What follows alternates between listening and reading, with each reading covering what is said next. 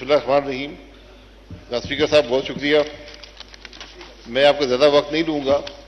साहब गुजारिश ये है, यहाँ कुछ लोग हैं जो 85 के भी असेंबली के हैं, कुछ उसके बाद आए हैं, और मुझे बड़े अफसोस से कहना पड़ता है कि जो पिछले 5 साल में असेंबली में हुआ वो हम सब के लिए बड़ी शर्मिंदगी का बायस है और हमें उससे सबक लेना चाहिए।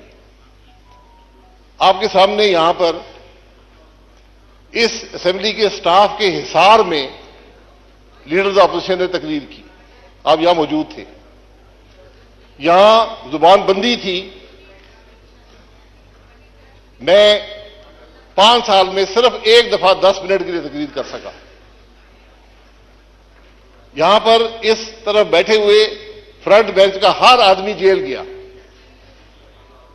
लेकिन स्पीकर साहब को यह तौफीक नहीं हुई कि उसके प्रोडक्शन ऑर्डर जारी कर सके। यह बुनियादी हक होता है असेंबली के मेंबर का कि अपने इलाके की नुमाइंदगी कर सके। इन सब बातों में सबक है। आपका स्टाफ भी यहां बैठा रहा। यहां कौन सी बदतमीजी है जो यहां पर नहीं हुई? हमने भी की, इसमें कोई शुबा नहीं है। कौन सी गाली है जो यहां पर नहीं दी गई? आज ना अपोजिशन है, अपोजिशन के बगैर असेंबली नामुकम्मल होती है। इन सब बातों से हमने सबक हासिल करना है। मुल्क के अवाम देखते हैं, हमसे तवक्को रखते हैं। तो मैं ये असेंबली, मैं बार भी टीवी के लोगों ने पूछा, मैं कि मेरे लिए बड़ी शर्मिंदगी का बायस रही है। 85 से हम देख रहे हैं हर असेंबली में अखलाकी कदरें, जमहूरी कदरें, पार्लिमानी रवायात ज़वाल पजीर हैं, लेकिन 18 से 23 तक ये ज़वाल इस तरह गया। ये अब हम सब की जिम्मेदारी है जो अगली दफा आएंगे कि इस असेंबली की तौकीर को बहाल करें, इसकी साख को बहाल करें, और वो हमारे अमल से होगा, बातों से नहीं होगा। असेंबली की छत पर बड़े झंडे लहराने से नहीं होगा। ये हमारी अवलीन जिम्मेदारी है। आप ये देख लें कि हमने कुछ सीखा या नहीं सीखा। इस असेंबली के आखिरी हफ्ते में मुझे नहीं पता 40 यूनिवर्सिटियों के बिल, या कोई 53 कहते हैं, कोई 40 कहते हैं, बिल यहां पर पास हुए। ये शर्मिंदगी का बायस है। हमें सोचना चाहिए कि लोग क्या सोचते होंगे, हम क्या जवाब देंगे। आज इल्जाम लगते हैं इस असेंबली के मेंबरान पर। ये स्पीकर साहब, आपने इस असेंबली की साख का तहफ्फुज करना है अपने अमल से। आपको रोकना चाहिए था इन बातों को। ये वो चीजें हैं जिससे पाकिस्तान के अवाम हमें तोलते हैं, हमें नापते हैं कि किस किस्म के लोग हैं। यहां आम तासुर यह है कि असेंबली के मेंबरान सारे करप्ट हैं। लोग हमें अच्छी निगाह से नहीं देखते और हम अपने अमल से साबित करते हैं कि उनकी बात दुरुस्त है। असेंबली के मेंबर की तनख्वाह क्या है, ये आपने कभी बताया किसी को? क्यों सेक्रेटरी साहब, क्या 60,000 रुपया, क्या कितनी तनख्वाह है? वो अलाउंसेस डाल के है ना। तनख्वाह क्या है? आप देख रहे, तनख्वाह उससे कम है। मुझे भी तनख्वाह मिलती है, मैं जानता हूं। लोग ये समझते हैं कि ये अरबों रुपया ये लूट कर ले गए। ये वो चीजें हैं जो हमें लोगों को बतानी पड़ती हैं। क्या इस असेंबली का मेंबर अपने गाड़ी के खर्चा भी पूरा कर सकता है उस तनख्वाह से? ये सब बैठे हुए हैं। पाकिस्तान की हर असेंबली में तनख्वाह बढ़ाने की बात नहीं कर रहा, मैं एक हकीकत की बात कर रहा हूं। इसलिए असेंबली जब भी आए, आप मौजूद होंगे यहां पर, उनको अल्लाह करे आप भी स्पीकर रहें, उनको सबक दें कि इस असेंबली की बेतौकीदी ना हो, असेंबली का तौकीर जो है वो बहाल रहे। मैं पिछले स्पीकर साहब का नाम नहीं लेना चाहता, लेकिन जितना नुकसान उन्होंने इस हाउस को दिया है तारीख में किसी नहीं दी। ये बदकिस्मती है। अगर आप पे हुकूमत का दबाव हो, कुर्सी छोड़ दें। मैं उनको कहा भी, यहां खड़े होकर कहा, लेकिन अगर आप पर यह दबाव है कि आप बोलने ना दें अपोजिशन के मेंबरान को, तो ये कुर्सी छोड़ दें। इसमें आपकी भी इज्जत होगी, हाउस की भी इज्जत होगी। ये वो सबक है जो हमने हासिल करने हैं। मैं स्पीकर साहब ये कहूंगा, ये ऐवान जो है, ये वाहिद इदारा है मुल्क का जो अवाम पर टैक्स लगाता है। जो बोझ अवाम पर महंगाई का पड़ता है, इस इदारे से आता है। हुकूमत यहां पर बिल लेकर आती है, लेकिन यह इदारा मंजूर ना करे तो महंगाई नहीं होती। मेरा सवाल यह है कि इस मुल्क के अवाम पर टैक्स लगाने वाले खुद टैक्स देते हैं या नहीं देते? यह सवाल होना चाहिए। मैंने 13 साल नैब की अदालतों में गुजारे हैं। आज भी नैब की अदालत से होकर आया हूं।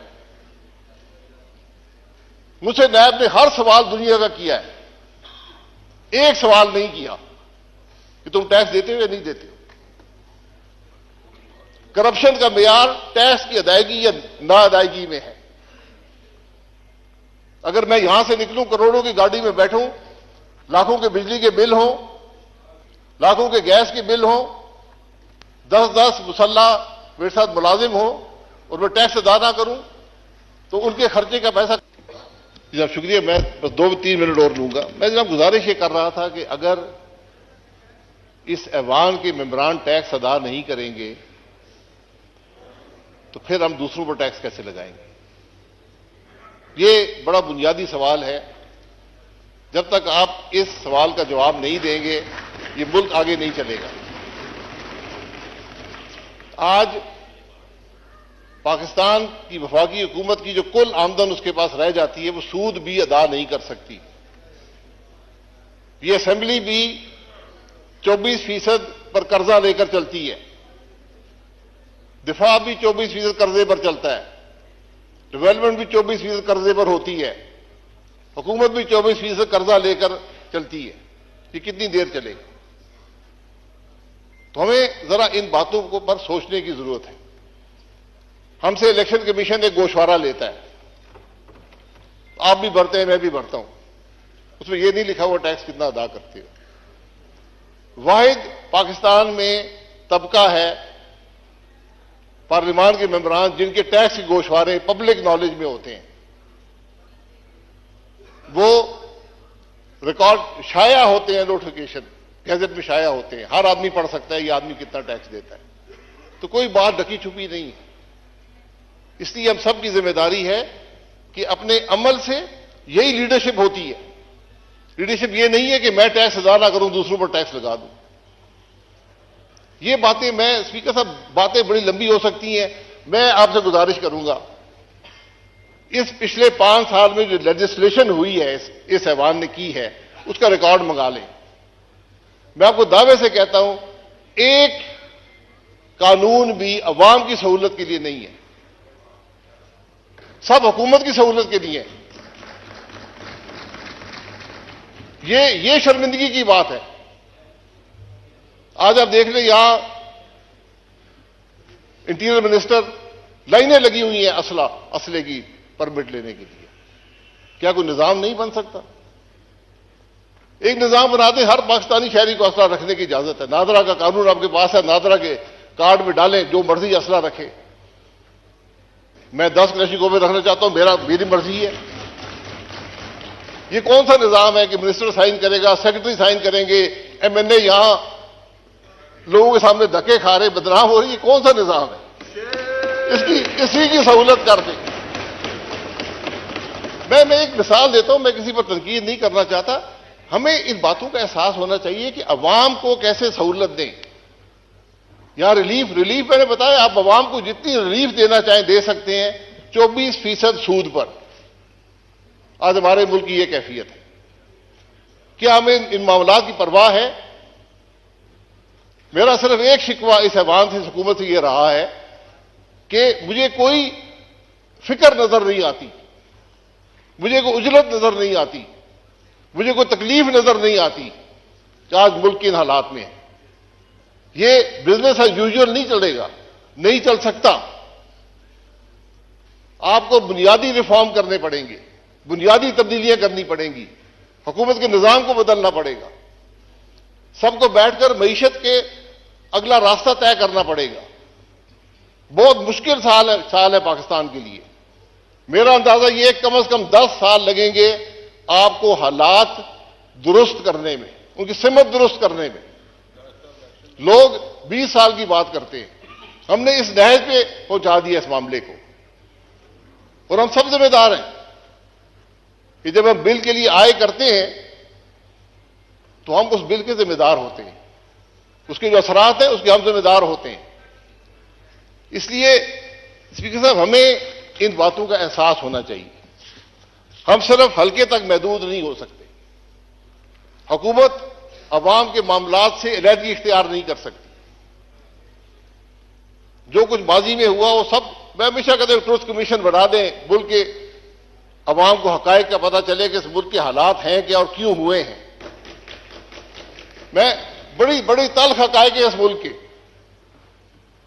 लेकिन हमने अपनी तारीख को भी मसख कर दिया। हमें हकीकत का इल्म नहीं है कि मुल्क के अंदर हुआ क्या है, किसने क्या किया। सजाओं को छोड़े, सजा जजा अल्लाह ताला पे छोड़ दें, तो कम से कम हकायक तो अवाम के सामने रखें। ये आपका बहुत मशकूर हूं, ये चंद बातें रखनी थी, लेकिन जिम्मेदारी हम सबकी है।